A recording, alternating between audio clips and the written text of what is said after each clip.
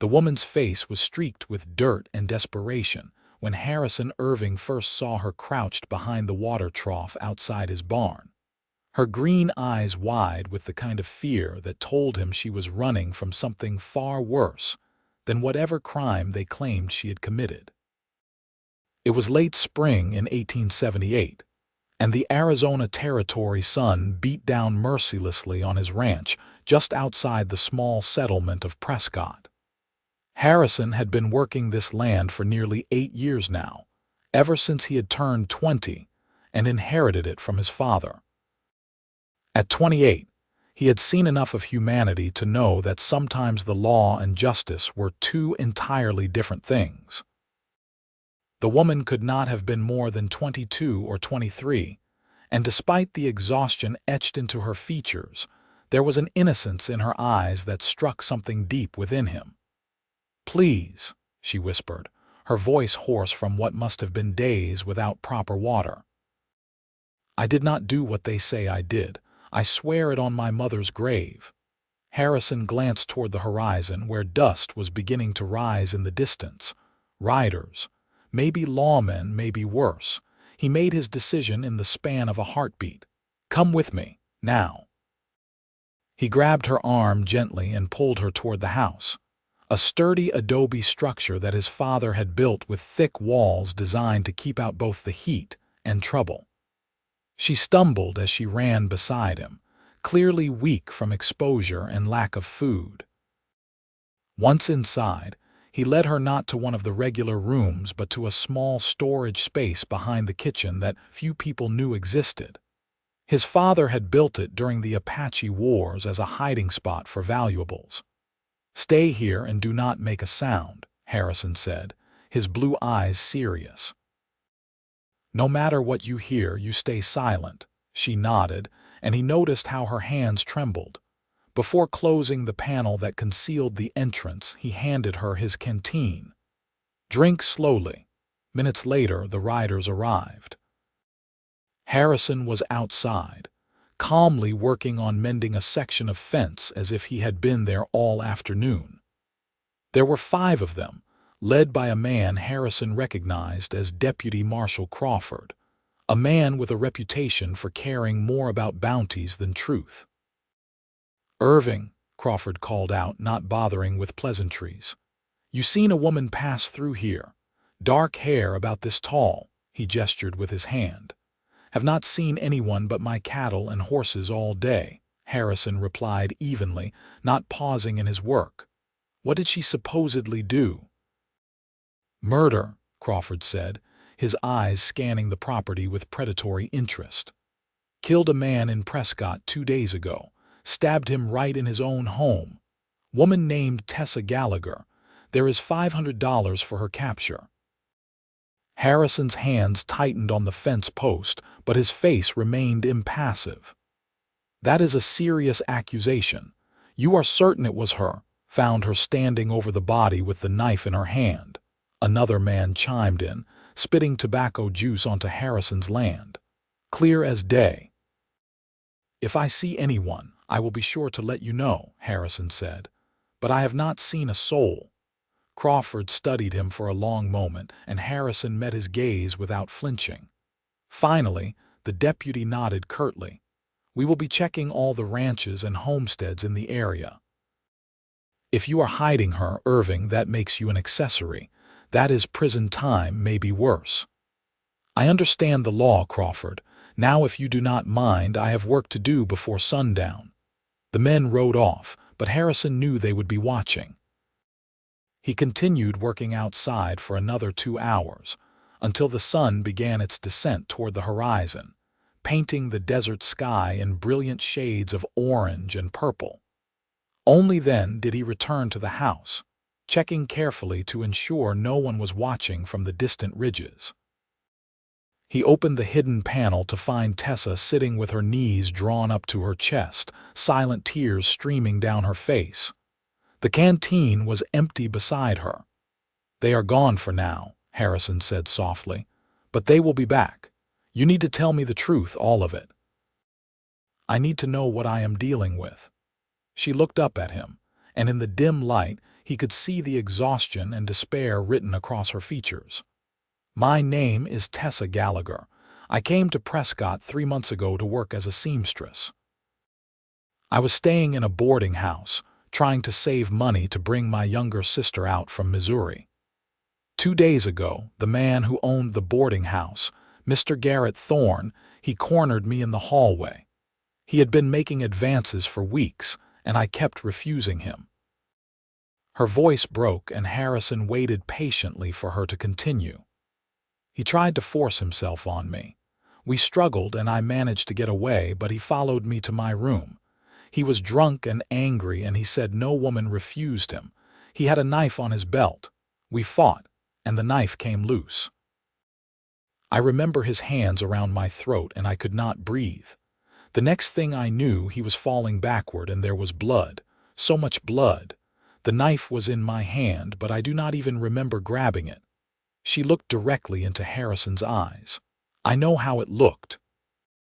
I know what everyone must think. But I was only trying to stay alive. He would have killed me or worse. I ran because I knew no one would believe me. Mr. Thorne was a respected businessman. I am just a seamstress from Missouri with no family here to vouch for my character." Harrison studied her face, reading the truth in every word she spoke. He had learned over the years to judge character, and everything about this woman spoke of honesty and desperation rather than malice. "Did anyone else see what happened? Anyone who might testify on your behalf, Mrs. Chen?" "The Chinese woman who runs the laundry next door. She heard the commotion and came to investigate. She saw him attacking me, saw his hands on my throat. But I do not know if she would be willing to testify. People do not trust her testimony because she is Chinese. The law does not value her word the same as a white man's." Harrison's jaw tightened. He knew she was right. The injustices of the legal system were something he had witnessed too many times. "You need food and rest. Come out of there. I will make you something to eat, and we can figure out what to do next." "Why are you helping me?" Tessa asked, not moving yet. "You do not know me. For all you know, everything they said about me is true." "I look at you and I see someone who is innocent," Harrison said simply. "Call it instinct, call it faith, but I believe you. And even if I am wrong, which I do not think I am, everyone deserves a chance to tell their side of the story before they are hanged." She emerged from the hiding space, and he saw how truly exhausted she was. Her dress was torn in places, her hands scratched and bleeding from what must have been a desperate flight through the desert. He led her to the kitchen and set about preparing a simple meal of beans, salt pork, and cornbread. While the food cooked, he heated water for her to wash. "There is a room upstairs," he said, keeping his voice gentle. "It was meant to be for guests, but I do not get many visitors. You can clean up there, and I will bring you some clothes that might fit. They belonged to my sister before she moved to California to marry." "You are taking an enormous risk for me," Tessa said quietly. "Some risks are worth taking." While she was upstairs, Harrison stood at the window, watching the darkness settle over his land. He was taking a risk, that much was true. But something about Tessa Gallagher had struck a chord deep within him. Maybe it was the obvious innocence in her eyes, or maybe it was something more. He had been alone on this ranch for too long, focused only on building his herd and expanding his property. He had forgotten what it felt like to have someone else to care about, to protect. When Tessa came back downstairs, she looked transformed. Her face was clean, revealing delicate features and high cheekbones. She wore one of his sister's simple cotton dresses in blue, and her dark hair was still damp, hanging loose around her shoulders. She was beautiful, Harrison realized with a start. Not in a flashy way, but in the kind of quiet, genuine way that made a man think about building a future. "Thank you," she said, sitting at the table where he had laid out the food. "I cannot remember the last time I ate. You ran through the desert for 2 days with no supplies. I grabbed what I could, but I had to move fast. I drank from streams when I found them, ate some wild plants I recognized from back home. I thought I was going to die out there, honestly. And then I saw your ranch, and I knew it was my only chance. They ate in companionable silence for a while, and Harrison found himself watching her, noting the way she ate with careful manners despite her hunger, the way she kept glancing at him as if trying to understand why he was helping her. "Tell me about Missouri," he said finally. "Tell me about your life before you came west." So she did. She told him about growing up in a small town outside St. Louis, about her parents who had died of fever when she was 18, leaving her responsible for her 14-year-old sister, Louisa. She told him about working as a seamstress to support them both, about the struggle to make ends meet, and finally about the decision to come west where she had heard there were more opportunities. "I left Louisa with our aunt," Tessa said, her voice thick with emotion. "I promised her I would send for her as soon as I had enough money saved. She must be so worried now. There is no way to get word to her that I am all right, and even if there was, I am not all right. I am a wanted fugitive." "We are going to fix this," Harrison said with more confidence than he felt. "Tomorrow I will ride into Prescott and see what I can learn. There has to be a way to prove your innocence." "They will hang me," Tessa said flatly, "even if Mrs. Chen would testify, even if they believed her, which they would not. It does not matter. A man is dead and I am holding the knife. That is all a jury would see. Then we find another way. We find proof that Thorne was the kind of man who would attack a woman. We find other victims, other women he might have hurt. Men like that do not start with violence. There is always a pattern." Hope flickered in Tessa's eyes. "You really think so?" "I do. But you need to stay hidden here. The searchers will come back, probably more than once. You need to be ready to hide at a moment's notice." Over the next few days, a rhythm developed between them. Harrison would work his ranch during the day, always keeping an eye out for riders on the horizon. Twice more, search parties came through, and twice more Tessa hid in the secret room while Harrison calmly deflected their questions. In the evenings, after he was certain they were alone, they would share meals and conversation. Harrison learned that Tessa had a gift with a needle, that she loved to read whenever she could get her hands on books, and that she had a quick wit that made him laugh in ways he had not laughed in years. She learned that he was a man of principle, that he had turned down opportunities to expand his wealth through questionable means, and that he had a gentleness beneath his rugged exterior that made her feel safer than she had felt in months. On the fourth day, Harrison rode into Prescott under the guise of buying supplies. He spent the morning listening to gossip in the general store and the saloon, piecing together a picture of Garrett Thorne. What he heard troubled him. 3 different men mentioned that Thorne had a temper, especially when he drank. One woman whispered that her niece had left Thorne's boarding house abruptly, refusing to explain why but never wanting to hear his name again. Harrison found Mrs. Chen at her laundry, a small woman with sharp eyes and careful hands.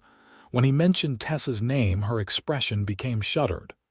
"I cannot help," she said in careful English. "Bad for business. People already do not trust me." "A woman's life is at stake," Harrison pressed gently. "You saw what happened. You know she was defending herself." "I know," Mrs. Chen said quietly, "and it hurts my heart. But if I testify, they discredit me and I lose everything. My husband and I, we have nothing else. This laundry is all we have. You understand? In this place, my word means nothing against a white man, even a dead one."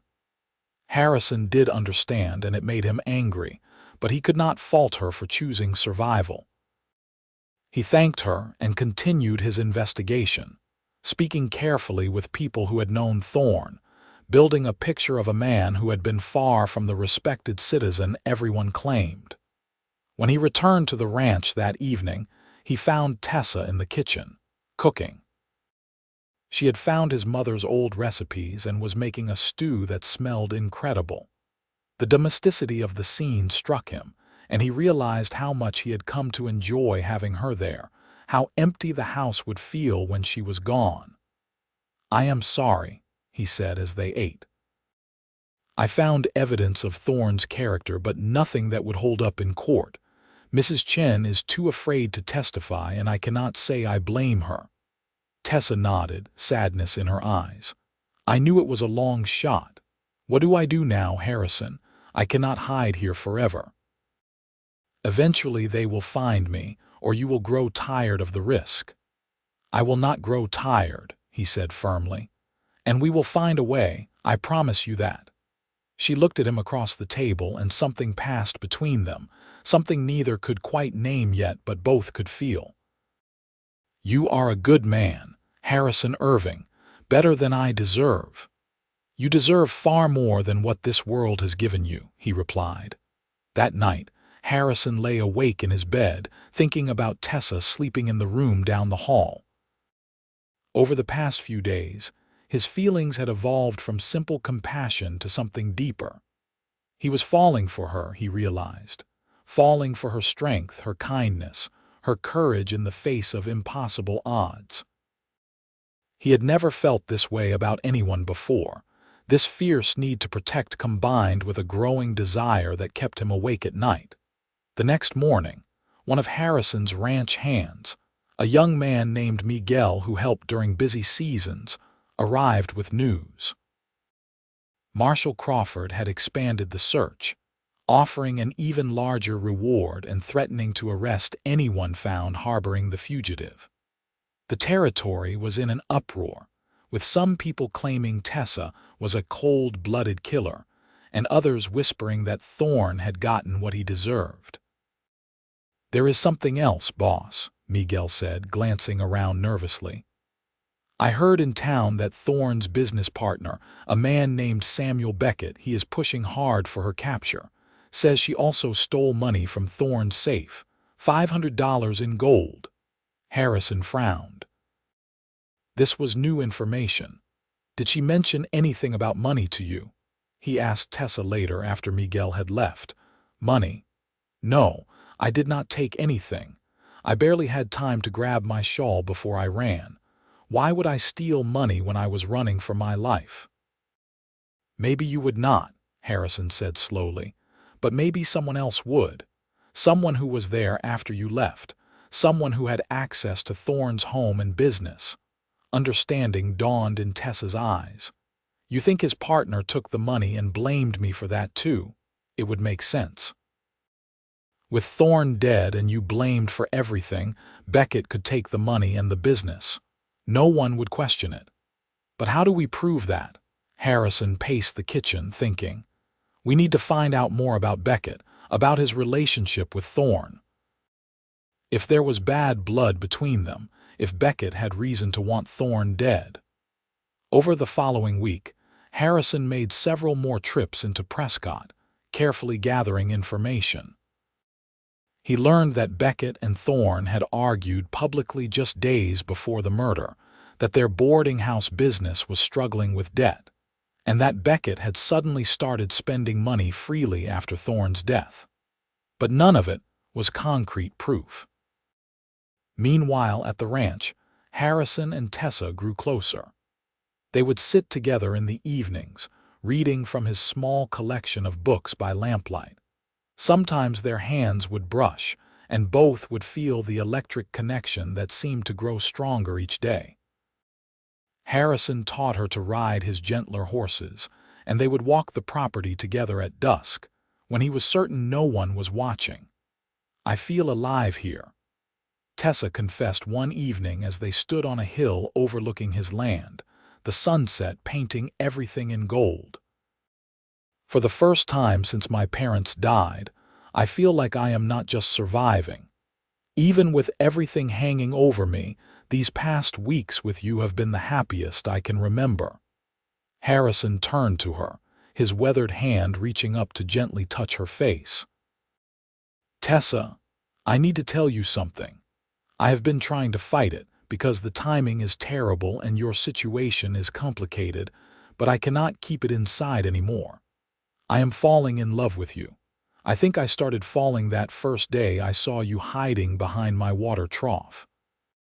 Tears filled her eyes. "Harrison, I feel the same way, but I am a wanted woman. Loving me could destroy everything you have built here." "Then let it be destroyed," he said fiercely.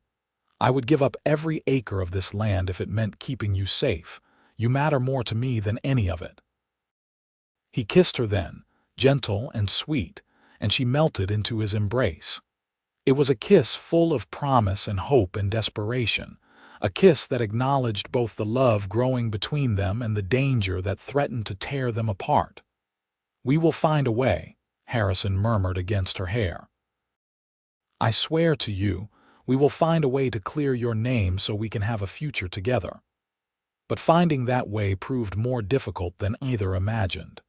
Weeks passed, and summer heat descended on the Arizona territory. The search for Tessa had not diminished.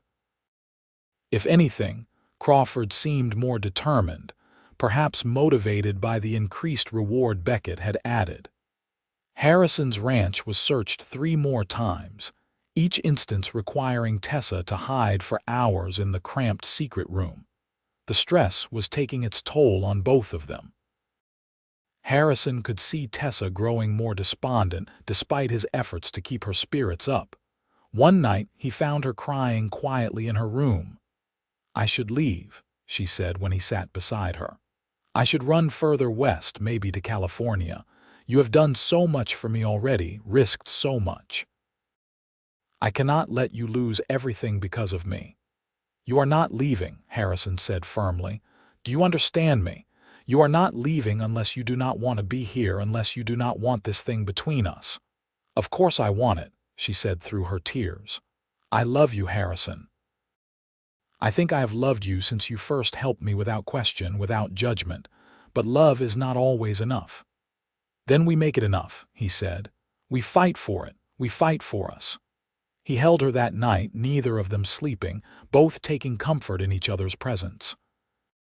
In the morning, Harrison had a new determination.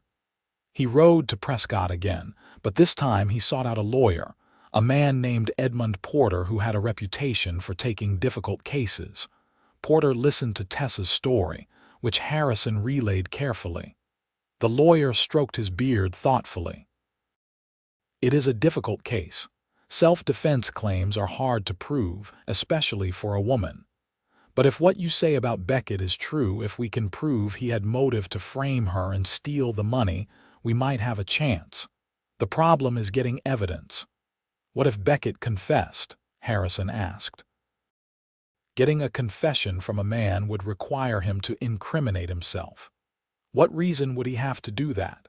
Harrison left the lawyer's office with an idea forming. It was risky, possibly illegal, but he was running out of options. That evening, he explained his plan to Tessa. "You want to trick him into confessing?" she asked, her eyes wide. "Not trick exactly. Pressure.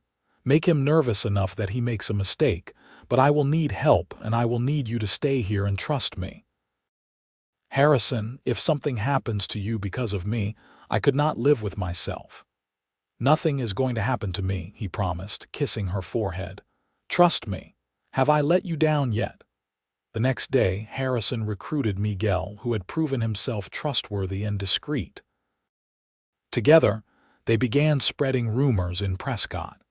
They suggested to carefully selected people that there was a witness who had seen someone else at Thorne's boarding house the night of the murder. They implied that this witness would soon come forward. They made sure these rumors would reach Beckett's ears. It took 3 days for the plan to work. On the 4th night, Beckett came to Harrison's ranch. Harrison had been expecting him. He met the man outside, his hand resting casually near his gun. "Irving," Beckett said, trying to sound friendly but failing. "I heard some strange talk in town. Thought I should come out and have a word with you man to man." "About what?" Harrison asked innocently. "About that Gallagher woman. Word is you might know more than you have been saying. Word is there might be a witness who saw things different than we thought." "Is that so? What things might they have seen different?" Beckett's eyes narrowed. "You are playing a dangerous game, Irving. If you are hiding her, if you know where she is, that is a crime. But maybe we could come to an arrangement. I am a reasonable man." "What kind of arrangement?" "The reward is substantial. We could split it. You tell me where she is, I make sure you get your share, and we all move on with our lives." Hell, between you and me, Thorne was not the saint everyone thinks. He had it coming. But business is business. Harrison felt his anger rising but kept his voice level. "So you are saying Thorne deserved to die?" "I am saying he was not a good man, made a lot of enemies. If someone wanted to kill him, they would have had good reason." Beckett was relaxing now, thinking he had found an ally. "Truth is, I am glad he is gone. Business is better without him. He was always holding us back with his cautious ways. And the money that went missing." "The $500, Beckett smiled, not noticing the trap closing around him. "Well now, that is interesting, is it not? Everyone thinks the girl took it. Truth is, Thorne owed me that money. I just collected what was mine. But with him dead and her blamed for everything, who is to say different?" "I am," said a voice from the shadows. Marshal Crawford stepped forward along with two other lawmen and the lawyer, Edmund Porter. They had been hiding near the house, listening to every word. "Samuel Beckett, you are under arrest for theft and for providing false testimony regarding the murder of Garrett Thorne." Beckett's face went white, then red with rage. He turned on Harrison. "You set me up. This was all a trap." "You set yourself up by being greedy and willing to let an innocent woman hang," Harrison replied coldly. As the lawman took Beckett away, still protesting and cursing, Crawford approached Harrison. "That was clever work, Irving. Porter came to me yesterday with your plan. I did not much like it, using deception like that, but Beckett talked himself into a cell. As for the girl, Tessa Gallagher, she still needs to answer for Thorne's death. But with Beckett's confession about the money and his admission that Thorne was not a good man, we have reasonable doubt now. Porter thinks he can make a case for self-defense, especially if we can get Mrs. Chen to testify now that Beckett is not free to retaliate." "She is here," Harrison said quietly. "At the ranch. She has been here all along." Crawford studied him. "I figured as much. Could arrest you for harboring a fugitive. But seeing as how you just helped us catch a thief and a liar, I am inclined to overlook it this time. Bring her into town tomorrow. We will have a proper hearing, do this right." After the men left, Harrison found Tessa standing in the doorway. She had heard everything. She walked into his arms, shaking with relief and residual fear. "It is almost over," he murmured. "We have a real chance now." The hearing was held a week later in Prescott. The small courtroom was packed with curious townspeople. Edmund Porter presented Tessa's case with skill, calling witnesses who testified to Thorne's bad character and volatile temper. Mrs. Chen, emboldened by Beckett's arrest and encouraged by her husband, told her story of hearing the struggle and seeing Thorne attacking Tessa. Her testimony was corroborated by physical evidence. The bruises on Tessa's throat that had been documented by a doctor, the defensive wounds on her hands. Porter argued passionately that Tessa had been fighting for her life, that any person in her situation would have done the same. He pointed out that she had not stolen anything, that Beckett had admitted to taking the money, and that the only crime Tessa had committed was surviving an attack by a man who had abused his position of power. The judge, an older man with kind eyes, listened carefully to all the testimony. When it came time for his ruling, the courtroom fell silent. "Miss Gallagher," he said, looking directly at Tessa, You have been through a terrible ordeal. Based on the evidence presented and the testimony of witnesses, I find that you acted in self-defense against an attack by Garrett Thorne. You are hereby cleared of all charges. You are free to go." The courtroom erupted in mixed reactions, but Harrison heard only Tessa's sob of relief.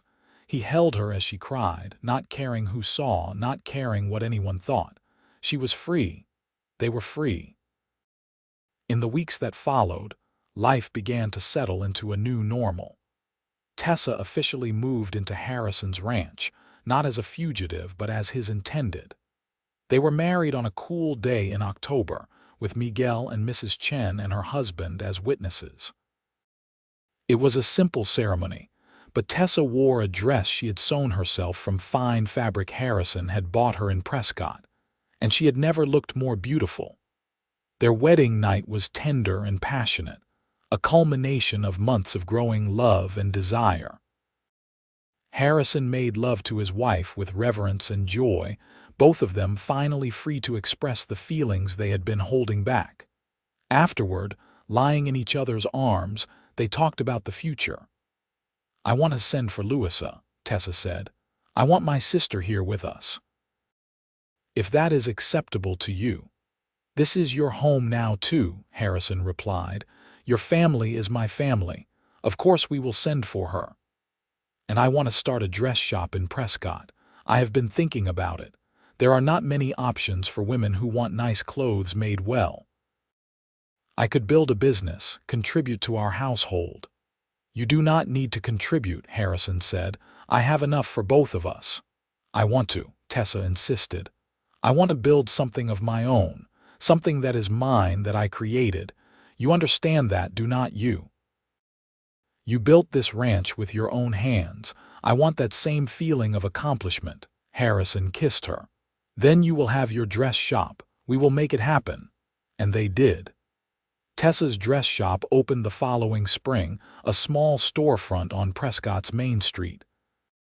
Word of her skills spread quickly, and soon she had more business than she could handle. She hired 2 other seamstresses to help, including a young woman who reminded Tessa of herself a year earlier, alone and struggling. Louisa arrived in June, a spirited 16-year-old who immediately fell in love with the Arizona territory and with ranch life. She helped Tessa in the shop and helped Harrison with the horses, proving herself to be a natural rider. Harrison treated her like the sister he had never had, protective but respectful of her growing independence. Life was good, better than good. Harrison expanded his herd and his ranch prospered. Tessa's shop thrived. They had built a life together, a real life full of work and love and purpose. But the best news came in the winter of their 2nd year of marriage. "I am pregnant," Tessa told Harrison one evening as they sat by the fire. "We are going to have a baby." Harrison's face transformed with joy. He gathered her into his arms carefully as if she were made of glass. "A baby." "Tessa, my love, a baby. Are you happy?" she asked, though she could see the answer in his eyes. "Happy does not begin to cover it. You have given me everything. You have made my life complete." Their son was born in August of 1881, a healthy baby with his father's blue eyes and his mother's dark hair. They named him Daniel, and Harrison cried when he held his son for the first time, overcome with the weight of love and responsibility and joy. Tessa watched her husband cradle their baby and her heart swelled. 3 years ago she had been running for her life, desperate and alone. Now she had a husband who loved her, a beautiful son, a sister who was thriving, and a business she had built with her own hands. Sometimes at night, she would lie awake just to marvel at how much her life had changed. "What are you thinking about?" Harrison would ask when he caught her smiling in the darkness. "About how lucky I am, about how you saved my life in more ways than one." "We saved each other," he would reply, pulling her close. As Daniel grew from baby to toddler, the Irving Ranch continued to flourish. Harrison took on more hired hands, including a young man who had been in trouble with the law but who Harrison believed deserved a second chance, just as Tessa had. The ranch became known as a place where people who had fallen on hard times could find work and dignity, a reputation both Harrison and Tessa were proud of. Louisa eventually married one of the ranch hands, a steady young man named Thomas who treated her like a queen. They built a small house on the edge of Harrison's property, staying close to family while building their own life. When Louisa had her first child, a daughter, Tessa was there to help deliver the baby, and Harrison paced outside nervously as if it were his own child being born. "You are still overprotective of her," Tessa teased him later. "She is family," Harrison said simply. "Family looks after family." 2 years after Daniel, Tessa gave birth to twin girls. The pregnancy had been difficult, and there were moments when Harrison feared he might lose her, but Tessa was strong. She brought Emma and Sarah into the world with determination and joy, and suddenly, their house was full of noise and chaos and love. Harrison proved to be a devoted father, patient with his children's endless questions and gentle with their tears. He taught Daniel to ride and rope, showed the twins how to gentle a nervous horse, and read to all of them every night from the growing collection of books in their home. Tessa's dress shop eventually became 3 shops, with locations in Prescott, Phoenix, and Tucson.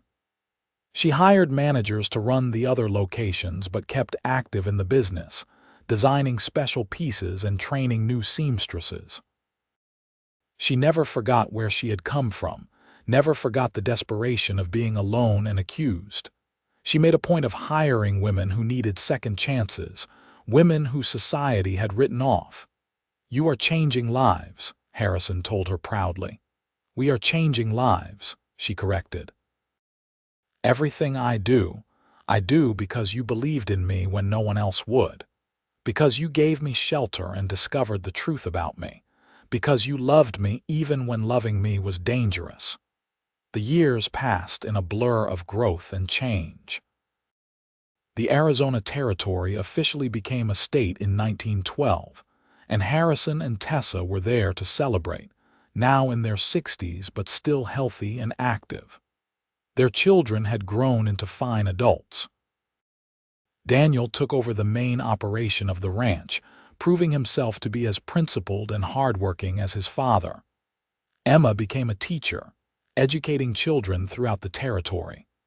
Sarah took over Tessa's dress shops, expanding the business even further. On their 30th wedding anniversary, Harrison took Tessa back to the spot where they had first kissed, on the hill overlooking his land. "Their land now," she always corrected him. "You ever regret it?" Harrison asked her. "Not the life we built, but the way it started." The fear, the running, the months of hiding. Tessa looked at her husband, at the man who had saved her life and given her everything she had never dared to dream of. Not for a single second. "Every moment of fear, every terrifying second when I thought I would hang for defending myself, it was all worth it because it brought me to you. You are the best thing that ever happened to me, Harrison Irving."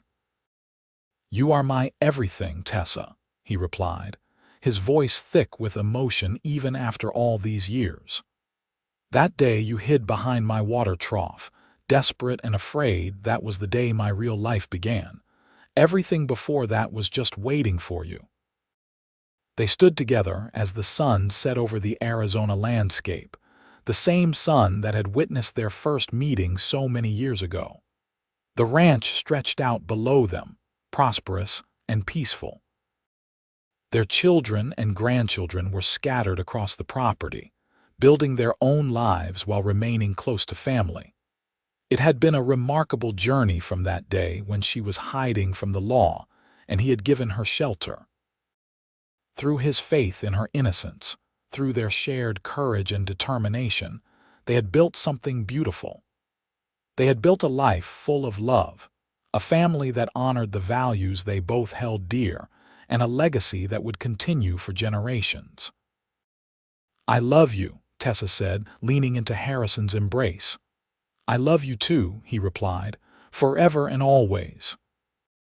And as the sun dipped below the horizon, painting the sky in brilliant colors, they stood together, their love story complete yet continuing with every breath, every heartbeat, every shared moment. They had overcome impossible odds, fought against injustice, and won not just freedom but a lifetime of happiness.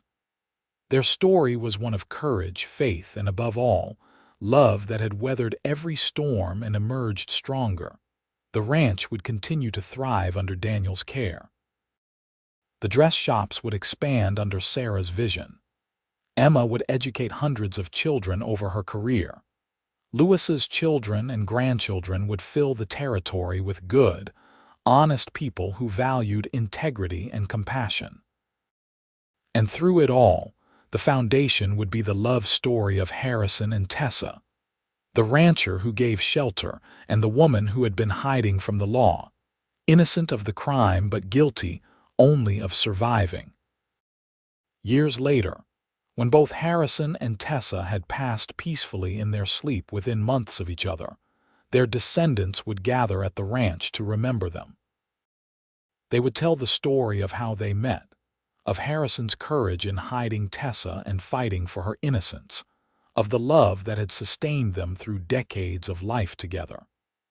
The story would become family legend, passed down through generations as an example of true love and unwavering faith. The ranch itself became a historic landmark, preserved by the family as a testament to their ancestors' love story. The secret room where Tessa had hidden still existed, now shown to wide-eyed grandchildren and great-grandchildren who could hardly believe such a romantic and dramatic tale could be true. But it was true, every word of it, and the proof was in the love that had multiplied through generations, the values that had been passed down, and the legacy of compassion and justice that Harrison and Tessa had instilled in their family. In the small cemetery on the hill where they had shared their first kiss, two headstones stood side by side. Harrison Irving, 1850–1920, beloved husband, father, and friend. Tessa Gallagher Irving, 1856–1920, beloved wife, mother, and survivor. Between the stones, their children had planted a rose bush that bloomed brilliantly every spring, a living symbol of the love that had flourished against all odds. The town of Prescott itself had changed dramatically over the years, growing from a rough frontier settlement into a proper city. But the story of Harrison and Tessa remained a favorite tale, told in schools and written about in local histories. It was a story that reminded people of the importance of believing in innocence until guilt was proven, of standing up for what is right even when it is dangerous, and above all, of the transformative power of love. Mrs. Chen's laundry had eventually closed, but her family remained in Prescott, respected members of the community. Her testimony in Tessa's hearing had been a turning point not just for Tessa, but for how testimony from Chinese immigrants was viewed in the territory. It was a small step toward justice, but an important one, and Mrs. Chen had lived to see her grandchildren become lawyers and business owners, fully integrated into American society while maintaining pride in their heritage. The dress shops that Tessa had founded continued to operate, now a chain of over 20 stores across the Southwest. Her philosophy of giving second chances to women who needed them had become company policy, written into the business's charter. Thousands of women over the years had found not just employment but dignity and hope through Tessa's vision, proof that one person's compassion could echo through time and touch countless lives. Edmund Porter, the lawyer who had defended Tessa, had gone on to argue numerous cases involving self-defense claims by women. Inspired by Tessa's case, He had dedicated much of his career to ensuring that women had fair representation in the legal system. His work had changed laws and saved lives, all because he had believed in Tessa's innocence and fought for her right to defend herself. Even Marshall Crawford, initially so determined to capture Tessa, had been changed by the case. He had become more careful in his investigations, more willing to look beyond surface appearances to find the truth. He had remained friendly with Harrison and Tessa throughout their lives, occasionally visiting the ranch and admitting that the case had taught him important lessons about justice and truth. As for Samuel Beckett, he had served 10 years in territorial prison for theft and false testimony. Upon his release, he had left Arizona and was never heard from again. His attempt to profit from Garrett Thorne's death had instead cost him everything, a cautionary tale about greed and deception. The Irving family continued to gather every year on the anniversary of Harrison and Tessa's wedding. They would come from across the country, dozens and eventually hundreds of descendants, all tracing their lineage back to the rancher who had given shelter and the woman who had been hiding from the law. They would share meals on the ranch that Harrison had built, tour the dress shop that Tessa had founded, and visit the graves on the hill where the rose bush bloomed. The youngest children would ask to hear the story again, never tiring of the tale of great-great-grandmother Tessa running through the desert, of great-great-grandfather Harrison's courage in hiding her, of the love that had bloomed in the midst of danger.